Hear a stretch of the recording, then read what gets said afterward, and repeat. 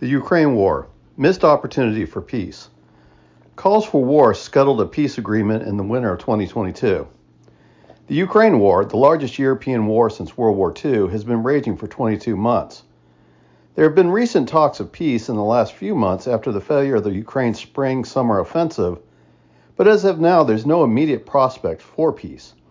The Swiss, prior to the Economic Forum at Davos, will host international leaders to discuss peace in Ukraine, but the Russians or a party to represent Russia's interests will not be present. The agenda is for Ukraine President Volodymyr Zelensky to present his 10-point peace plan that is a credible roadmap as a non-starter for serious peace talks and ones that the Russians will not entertain. Perhaps there will be breakthroughs to reach just peace in Ukraine, but the fact is that there was an opportunity to end the war in the winter of 2022 after just a couple months of fighting. The road to war had a number of causes, but the proposal by some NATO leaders to offer Ukraine membership into the alliance and the codification of that goal has been part of the Ukraine constitution since 2019, so NATO membership is the central crux that led to the war. The failure of the Budapest Memorandum to follow through with its security guarantees for Ukraine and the Russian invasion in 2014 that saw Russia seizing Crimea from Ukraine and creating a permanent state of rebellion in Luhansk and Donetsk led to a sense of urgency by some leaders to have Ukraine join the alliance immediately. However, this is not a new idea, and the idea of Ukraine to join NATO has been discussed since 2008. Ukraine, since signing the Budapest Memorandum and giving it up its nuclear weapons, like many former Soviet states, were weary of Russia. The Ukrainians knew that they lacked the resources to effectively deter Russia if Russia sought to reassert control over what Moscow considered its sphere of influence. So Ukraine, since the decision to give up nuclear weapons, has sought ways to have its security guaranteed. First, it was through the memorandum, but after Russia invaded Georgia in 2008, it became apparent that the U.S. and Europeans were not going to honor the memorandum. The result is NATO and Ukrainians discussed the possibility of NATO membership, but this proposal never materialized into an offer in 2008 after strenuous Russian objections.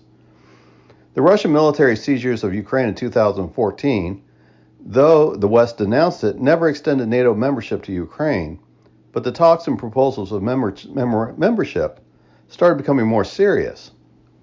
Just as much the Ukrainians wanted security from the Russians wanted security from the West.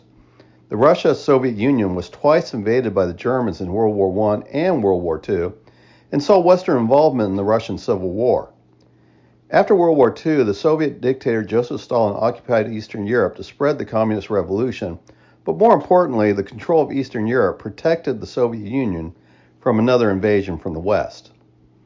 When the Soviet Union gave up its control of Eastern Europe at the end of the Cold War, it was an understanding, though not in a formal agreement, that NATO would not expand eastward into former Soviet bloc states. These former Soviet bloc states also wanted security from Russia that largely replaced the Soviet Union. So NATO expanded into former Soviet blocs, which created tensions with Russia as it was losing its security zone. The threat of Ukraine joining NATO and putting Western forces on the Russian border was a red line for the Russians.